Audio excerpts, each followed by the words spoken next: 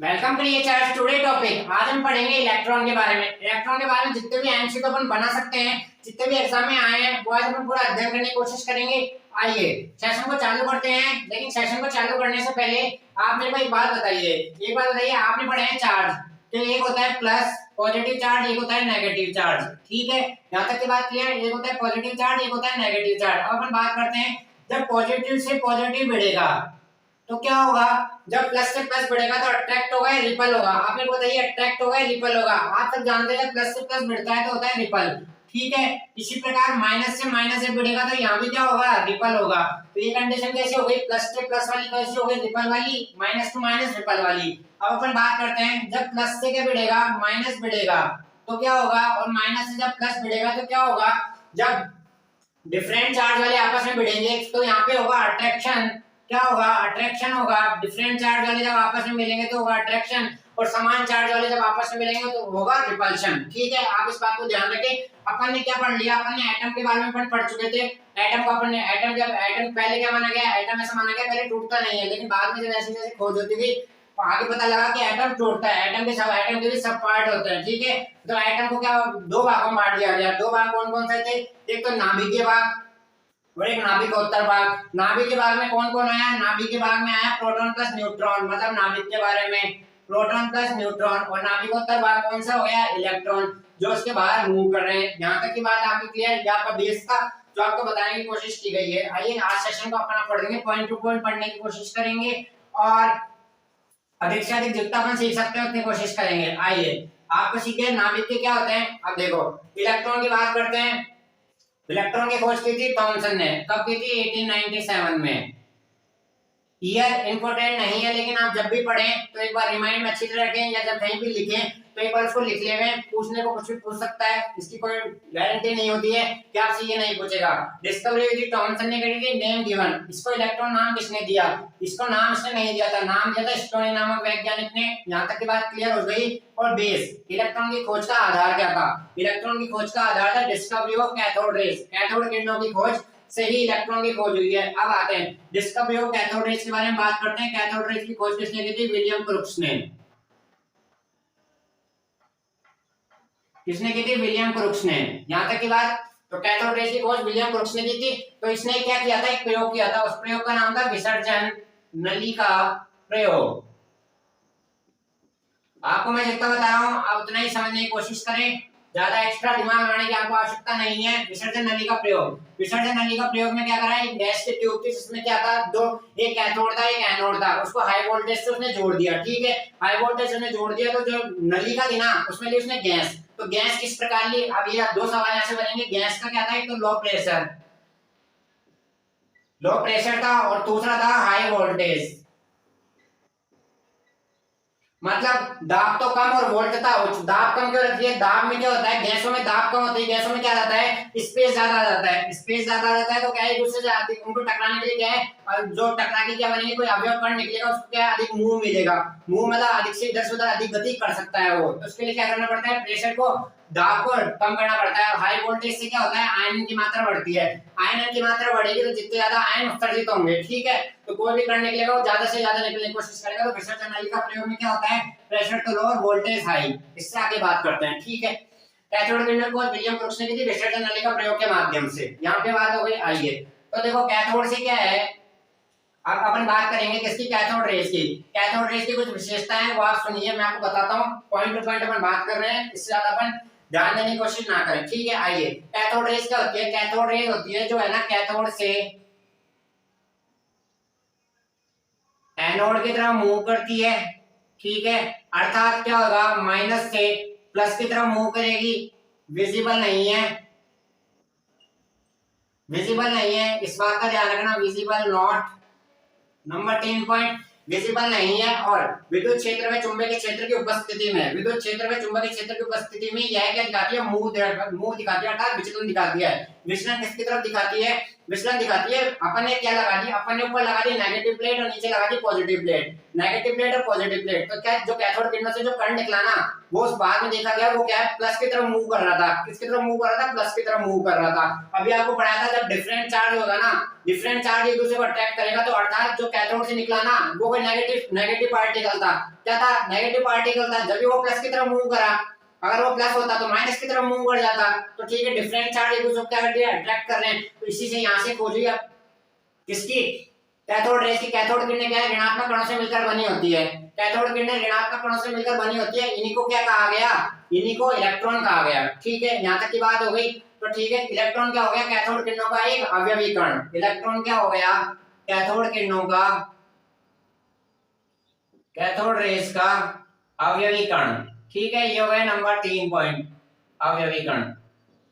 यहाँ तक की बात क्लियर हो गई है। इलेक्ट्रॉन जो भी जो कैथोड से जो एटम्स निकलेंगे ना, एटम्स क्या, कैथोड से कोई पार्टिकल निकलेगा ना, वो गैस की प्रकृति पर निर्भर नहीं करता है। जो विसर्जन नली का प्रयोग में आपने गैस लिया ना, उसकी प्रकृति पर निर्भर नहीं करता है। Number 4 point. नंबर 5 पॉइंट पढ़ते हैं। अगर प्लस प्लस की तरफ मूव करा तो ये क्या कहा गया, निकलने वाला कण नेगेटिव है, और वही नेगेटिव कण को क्या कहा गया, इलेक्ट्रॉन कहा गया। यहाँ तक की बात हो गई। तो इन सब से क्या, इन सब जो इसके चारों पॉइंट है उससे क्या निकला, इससे निष्कर्ष निकला।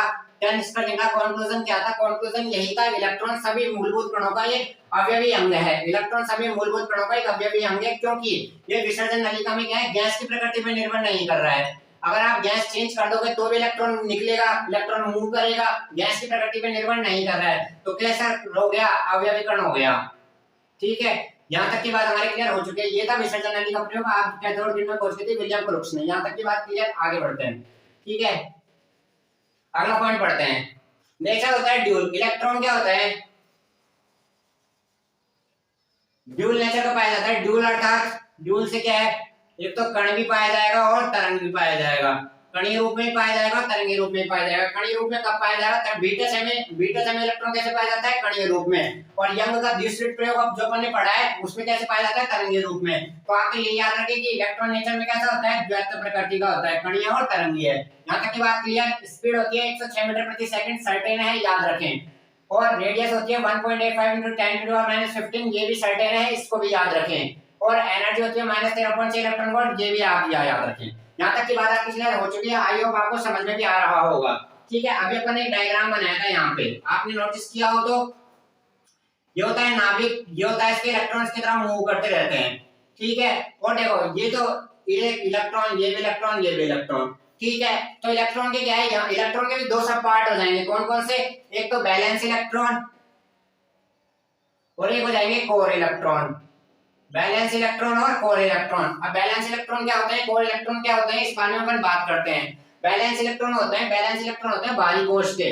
जो भारी कोश होते हैं ना, जो बंद बनाने भाग लेते हैं इलेक्ट्रॉन, वो क्या कहलाते हैं, बैलेंस इलेक्ट्रॉन कहलाते हैं। भारी कोश के इलेक्ट्रॉन बैलेंस इलेक्ट्रॉन कहलाते हैं। और जो आंतरिक कोश के इलेक्ट्रॉन होते हैं ना, जो बंद बनाने भाग नहीं लेते, वो कैसे कहलाते हैं, कोर इलेक्ट्रॉन। तो कोर इलेक्ट्रॉन और बैलेंस इलेक्ट्रॉन में आपको अंतर समझ में आ गया होगा। आई होप आपको यहाँ तक की बात समझ में आ चुकी होगी। तो इलेक्ट्रॉन के कितने सब पार्ट हो गए, दो सब पार्ट हो गए, तो बैलेंस इलेक्ट्रॉन और कोर इलेक्ट्रॉन। यहाँ तक की बात क्लियर, यहाँ तक की बात क्लियर, जल्दी बताइए। अब आते हैं इलेक्ट्रॉन पे चार्ज। इलेक्ट्रॉन पे चार्ज का मान है ना, इलेक्ट्रॉन पे आवेश का मान किसने निकाला था, मिलिकॉन ने निकाला था। और उसका फेमस प्रयोग है तेल बूंद प्रयोग। तो ठीक है, इलेक्ट्रॉन पे चार्ज मिलिकन, पॉइंट ले यहाँ पे आप लिख लेना, मिलिकन ने चार्ज की बात अपन कर रहे हैं, मिलिकन। और इसका कौन सा प्रयोग था, तेल बूंद प्रयोग। यहाँ तक की बात क्लियर, तेल बूंद प्रयोग। ठीक है, और इलेक्ट्रॉन के चार्ज, इलेक्ट्रॉन के चार्ज कितना होता है, -1.6 × 10⁻19 कूलम। या माइनस चिन्ह क्या बताता है, इलेक्ट्रॉन की नेगेटिविटी। इलेक्ट्रॉन की नेगेटिविटी अर्थात इलेक्ट्रॉन ऋणात्मक कण से मिलकर बना है, ये बताता है इसका नेगेटिव चिन्ह। ये तो पाई पद्धति में हो गया, ये हो गया एसआई पद्धति में। अब आता है सीजीएस पद्धति में। सीजीएस पद्धति में इसका मान होता है -4.8 × 10⁻10 ES, इलेक्ट्रोस्टैटिक यूनिट। इसको भी याद रखिए, ये होता है सीजीएस पद्धति में। ठीक है, एसआई यूनिट और सीजीएस यूनिट। यहाँ तक की बात आपकी क्लियर हो चुकी है। अब बात करते हैं इलेक्ट्रॉन का द्रव्यमान, वेट। इलेक्ट्रॉन का द्रव्यमान कितना है, मास। इलेक्ट्रॉन का द्रव्यमान होता है 9.1 × 10⁻31 kg और 9.1 × 10⁻28 ग्राम। यहाँ तक की बात हो गई। अब सबसे इंपोर्टेंट टॉपिक है यहाँ का स्पेसिफिक चार्ज। कौन सा टॉपिक है, स्पेसिफिक चार्ज पे बात करते हैं। अपन सेशन का लास्ट टॉपिक यही रहेगा। आपका इलेक्ट्रॉन यहाँ से एक एक आपको पॉइंट समझ में आ गए, ये सभी एमसीक्यू के रूप में पूछता है। इलेक्ट्रॉन की खोज का आधार कौन था? कैथोड किरण। कैथोड किरणों के पॉइंट पूछ लेता है, कैथोड किरणों की खोज किसने की? ठीक है। इलेक्ट्रॉन का नेचर कैसा होता है? ड्यूल नेचर होता है। कैथोड किरणों के विसर्जन नली का प्रयोग में दाब को क्या रखा जाता है? निम्न रखा जाता है, वोल्टेज को हाई रखा जाता है। ये यहाँ से एमसीक्यू के रूप में पूछता है। यहाँ तक की बात आपकी क्लियर हो चुकी है कि आप पढ़ते हैं स्पेसिफिक चार्ज, इसको बोलते हैं हिंदी में विशिष्ट आवेश। विशिष्ट आवेश को बोलते हैं E/m, अर्थात इलेक्ट्रॉन के आवेश और द्रव्यमान का अनुपात। इलेक्ट्रॉन के आवेश और द्रव्यमान का अनुपात क्या कहलाता है? विशिष्ट आवेश, स्पेसिफिक चार्ज। ठीक है, तो इस बात को आप ध्यान रखें, इस वर्ड का विशेष ध्यान रखें, स्पेसिफिक चार्ज। इलेक्ट्रॉन में चार्ज तो -1.6 × 10⁻19 होता है, और स्पेसिफिक चार्ज होता है इसका आवेश का मान, तो आप यहां से निकालोगे -1.6 × 10⁻19 अपॉन 9.1 × 10⁻31।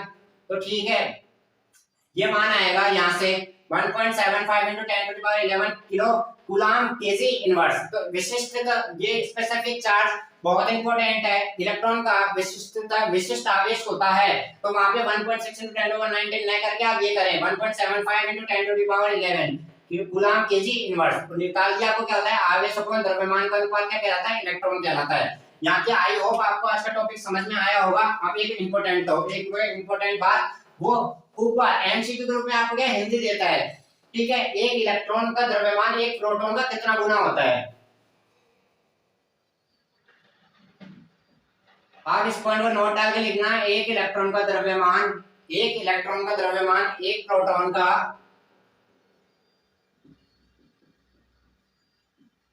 1/1837 गुना होता है, अर्थात Me बराबर 1/37 into mh। हाइड्रोजन, प्रोटॉन और हाइड्रोजन सेम।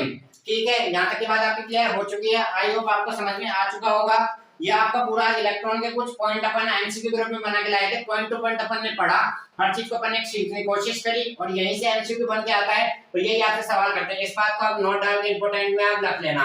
बहुत बार आपसे पूछ सकता है कोई सी कंपटीशन में, क्योंकि लेवल का क्वेश्चन आ जाता है, क्योंकि सर्टेन है, एक लेवल का क्वेश्चन आ जाता है। जहां तक अब अपन इससे आगे पढ़ेंगे, यहाँ पे आएगी सम इलेक्ट्रॉन श्रेणी। सम इलेक्ट्रॉनिक क्या होती है? जिनमें इलेक्ट्रॉनों की संख्या समान होती है, दैट इज क्या कहलाती है? सम इलेक्ट्रॉनिक श्रेणी कहलाती है। जिनमें इलेक्ट्रॉनों की संख्या समान होती है, क्या कहलाती है? सम इलेक्ट्रॉनिक श्रेणी कहलाती है। जैसे इलेक्ट्रॉन, जैसे आइसोटॉप, आइसो बार पढ़ते हैं अपन, आइसोटॉप जो परमाणु क्रमांक समान, द्रव्यमान संख्या अलग अलग, ठीक उसी प्रकार सम इलेक्ट्रॉनिक श्रेणी में इलेक्ट्रॉनों की संख्या क्या होगी? समान होगी। और ठीक है, एक लास्ट पॉइंट, एक वर्ड आता है इलेक्ट्रॉन का एंटी पार्टिकल क्या कहलाता है? इलेक्ट्रॉन का एंटी पार्टिकल पॉजिट्रॉन कहलाता है। क्या कहलाता है? पॉजिट्रॉन कहलाता है इलेक्ट्रॉन का एंटी पार्टिकल। एंटी पार्टिकल से मतलब क्या है? इलेक्ट्रॉन पे चार्ज क्या होता है? -1, तो उस पे चार्ज क्या आ जाएगा? +1। इलेक्ट्रॉन को कैसे दिखाते हैं? -1 E0, ठीक है, और उसको कैसे दिखाते हैं? +1 β0। ये क्या कहलाता है? पॉजिट्रॉन। तो इलेक्ट्रॉन का प्रतिकण, इलेक्ट्रॉन का एंटी पार्टिकल क्या कहलाता है? पॉजिट्रॉन कहलाता है। आपको आज का सेशन कैसा लगा आप हमें बताएं, और इसको पॉइंट टू पॉइंट पढ़ने की कोशिश करें। एग्जाम आ रही है, कल मिलते हैं आपके साथ एक नई वीडियो के साथ। जब तक आप हमारी पुरानी वीडियो देखते रहिए, मिलते हैं आपके साथ। थैंक यू, धन्यवाद।